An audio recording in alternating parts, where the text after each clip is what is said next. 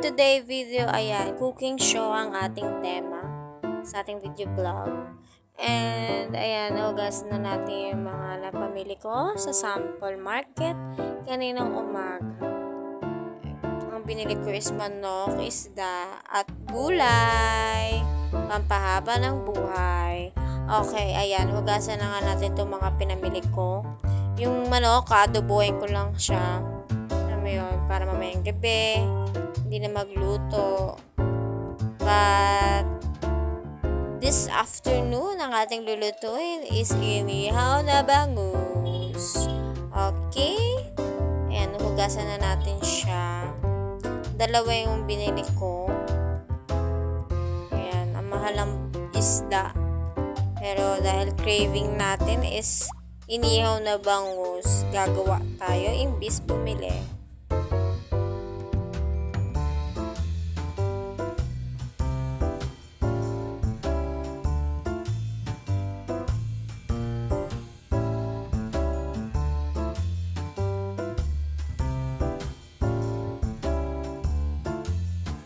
Guys, tapos na natin hugasan ng bangus. Okay, hugasan natin maigi yan, guys. Okay.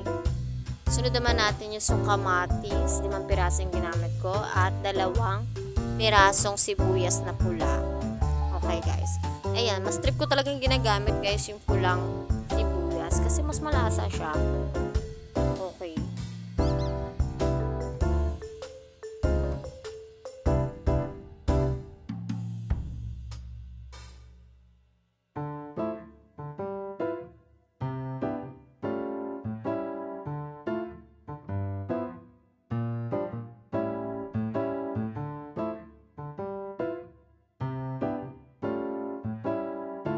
Ayan guys, para naman sa ating gulay, naghiwa ako ng kamoting dilaw at kumuha na rin ako ng bunga ng malunggay para naman masarap-sarap ang ating ginisang bagoong na gulay.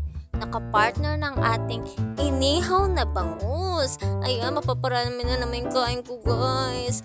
Ayan, bawi-bawi tayo kasi tapos na yung Ramadan, kaya kain-kain na for life. Okay, ito yung gagamitin kong bagoong.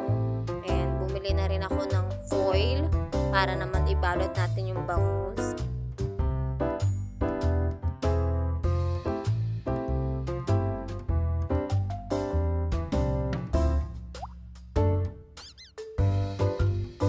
Okay guys, magsaing muna tayo ng 5 para mamaya kain to the max. Namiss ko talaga kumain ng tanghalian, guys. And ayan, nag-adobo na rin ako dyan para mamayang gabi hindi na magluto. So ngayon, meron naman tayong bangus na nandito na, nilagay na lang tatay ko yung kamatis at sibuyas. Di na siya nakaantay sa akin, sabi ko antayin niya ako. Anyway, ayan na nga, kunin niya na yung foil para ibalot niya yung 2 pirasong bangus. Dahil 3 lang naman kami kakain niyan, baka umabot pa to hanggang gabi. Hindi naman, siguro mga abot lang yan hanggang ngayon kasi kasama ko yung ate ko ngayon. Nandito siya sa house namin, kaya good for per person na yan. Okay, lagyan natin ng sibuyas, kamatis. Anyway guys, bago natin ilagay yan, lagyan muna natin ng paminta at sarap and asin yung bangus para naman may lasa ito. Okay, kung meron naman kayo dyang paprika, wow, ayun, masarap yan, mas lalong masarap. Okay, ibalot natin siyang maigi para naman hindi siya pasukan ng alikabok habang iniihaw natin siya. Cleanliness is the best. Okay, ayan, balot na natin siya parang embutido. Wow. Ayan, ito pa nga isa. Maya ako naman magbabalot. Okay, so ito na, naluto na yung gulay ko. And ito na yung 2 malapit na siya matapos. Dito yung ginisa kong gulay na mayroong malunggay and kanin. Siyempre, di mawawala. Yan, namiss kong kumain ng kanin na marami. Pero hinay-hinay mo lang kasi katapos na Ramadan, bawal na bigyan ang ating tiyan. So yan, open na natin to. Unboxing na to. Wow!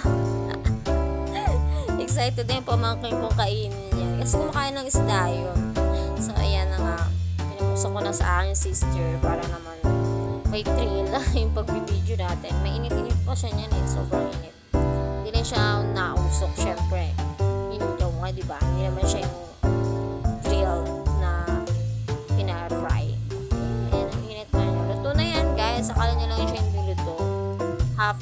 half cook lang yung ginawa ko. Pero masarap pa rin naman. Pero kung trip nyo, lutong-luto, go. Pero ako, ito yung trip ko guys, yung half cook lang. Pero malasa na siya. So, ayan guys, ayan lang muna for today video. Lafang na for today. Wow! So, ayan lang guys, subscribe na kayo sa aking channel. Bye!